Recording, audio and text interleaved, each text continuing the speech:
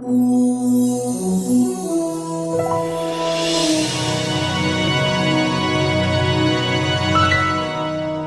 everyone, this is Ryan Hoyme, aka Massage Nerd, and right now we have the notorious blogger, Lori Allen. Welcome. Thank you. Someone must be known that way. I guess I'm as good as anyone. Yeah. Going to ask me what I'm here to talk about today, or should I just charge ahead? Sorry. So you have a new book coming out. We're very interested Actually, in that. it has just been out for the past couple of days, and it is called The Days Still Left. This book started as actually at the request of Nina McIntosh's family. Nina was the author of The Educated Heart. Yesterday happened to be the anniversary of the third anniversary of her passing. And after she passed away, her family asked me to write a biography of her.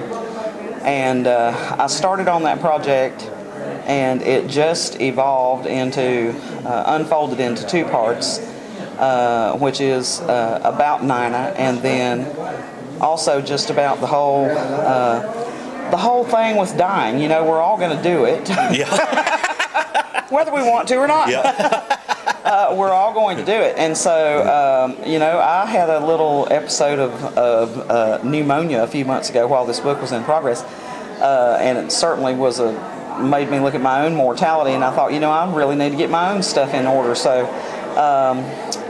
I'm very proud of this. This is composed of Nina's journal from the CaringBridge site. Are you familiar with CaringBridge? Love that site, yeah. CaringBridge is a great website that was started, I think, back in 1993, and it is for the purpose of people who are seriously ill or terminally ill to be able to keep everyone who cares about them informed of their illness and you know, their progress and that kind of thing. And so Nina had signed on to that right after she received her diagnosis of Lou Gehrig's disease, otherwise known as amyotrophic lateral sclerosis, which is a particularly cruel disease because it doesn't affect your mind, it just kills your body.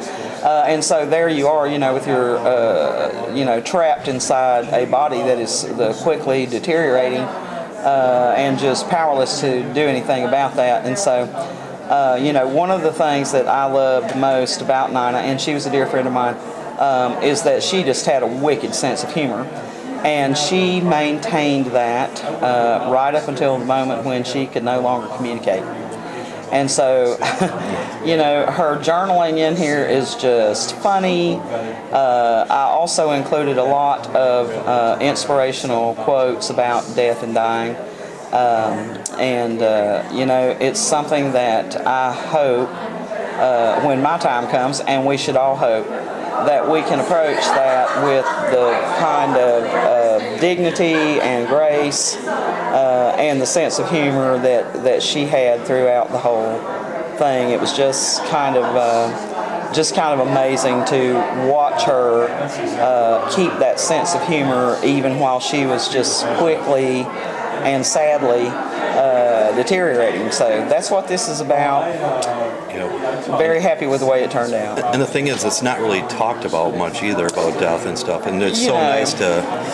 Who wants to even think about it? You know, I mean, we tend not to think about it. It's something that we all know is going to happen, but you know, nobody likes to dwell on that.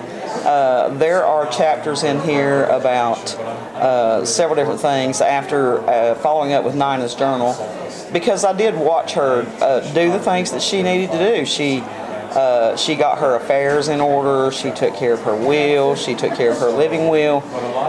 She, you know, gave away her possessions that she wanted people to have, and that kind of thing. And you know, those are the things that if we all would take care of those in moments of wellness, instead of leaving that as a burden for our family to deal with when we're gone, you know, it'd just be so much easier on everybody. You know, when people are grief-stricken, the last thing they really need to worry about is, well, what would that loved one have had me to do?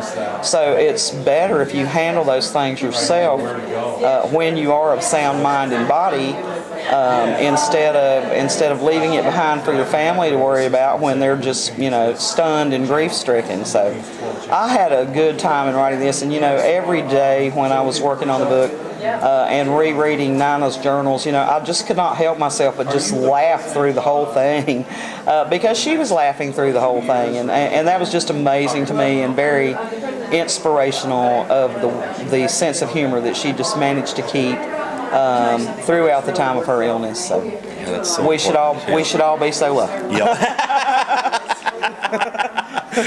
And where can people get the book? Well, it's available on Amazon and all the other internet booksellers, and it just came out a couple days ago, so I'm sure it will start shipping to bookstores soon. But for right now, you can definitely get it on Amazon.com. And you're up to like 10, 20 books now? Oh Lord. No, now actually Ryan here is my co-author on the last book that I wrote. Actually, was the one that I wrote with you, which was the Manual for Massage Therapy Educators. Ryan and I co-authored that. I do have 3 other massage books. I have a little cookbook that I've written, and then I have one novel that I really got skewered for. So apparently that's not my forte. Yeah. According to all the people who seem to be critics out there. Yeah. And so this is just something that I ended up being very proud of this, just because it's only been out for a few days, and I've already heard from some people who got the book. Several people have said, I just cannot put this down, and I'm going to attribute that to Nina's journal, because it was just so humorous. And when she signed on to CaringBridge, I think Nina was humbled in a way, because she had no idea of how many thousands of people that she had touched. Now, Nina did the ethics column in Massage and Bodywork magazine for about 10 years, and so she had many thousands of people who were familiar with her writing. She was a rolfer for about 30 years. She was in practice doing that. She had the Educated Heart. She literally finished the 3rd edition of that, actually, while she was on her deathbed. The teacher ancillaries that go along with that are a bunch of really humorous and enlightening videos. And she directed those, she scripted those, and she directed those by telephone, literally while she was at death's doorstep. It was very important to her that she get that finished before she passed away, and she made an arrangement with Lippincott, Williams & Wilkins. We shared the same publisher. She made an arrangement with them that I would get to author the future editions of that book, and even at that moment, she still had that, let me crack a joke here, she said, now my name has to be in really big letters on the cover, and your name just has to be in little bitty letters up under that. And I'm just so honored and flattered that she would even that was her baby. So I'm very honored and flattered that she would even want to turn that over to me. But this is her story, and it's just amazing at the way she handled herself at the end of her life. So. I just hope we're all that lucky. The book also contains chapters in, your bucket list. One of us might fall over here while we're sitting here talking to you. That's true. Yeah. We're not guaranteed the next breath, and so it was all about getting, marking things off your bucket list and taking care of your personal affairs. I think it's reminds me of that song of, everybody wants to go to heaven, but nobody wants to go now. But we don't know where we're going and when we're going. We don't know the hour that's going to come. So I hope you'll read this book, and I hope you enjoy it just as much as I enjoyed writing. Yeah, it's something definitely needed in the massage profession and stuff. Well, something now, although this Nina was a rolfer or body worker, I hope that this appeals to a much broader audience that is not just for massage therapists, because we're not the only ones who are going to die.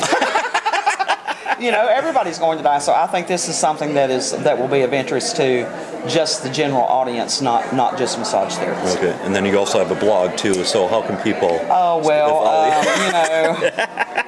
The notorious blogger. I've been here at this conference this weekend. I've been called the notorious blogger about 50 times so far. You got to get that domain. I should get Yes, that domain. My own website is at www.lauraallenmt.com, and for about the past 7 years, I have been blogging about the politics of massage therapy legislation and regulation. And so, I'm here this weekend along with Ryan at the Alliance for Massage Therapy Education annual meeting, and all those people that I write about are all here. And you're not dead yet. Well, so far they've all been very friendly, so that's good. It's not a personal thing. I just report the facts and give a little healthy dose of my opinion here. Yeah. Anyway, thank you very much. Thank you very much, Laura. I appreciate it. Thanks, everyone.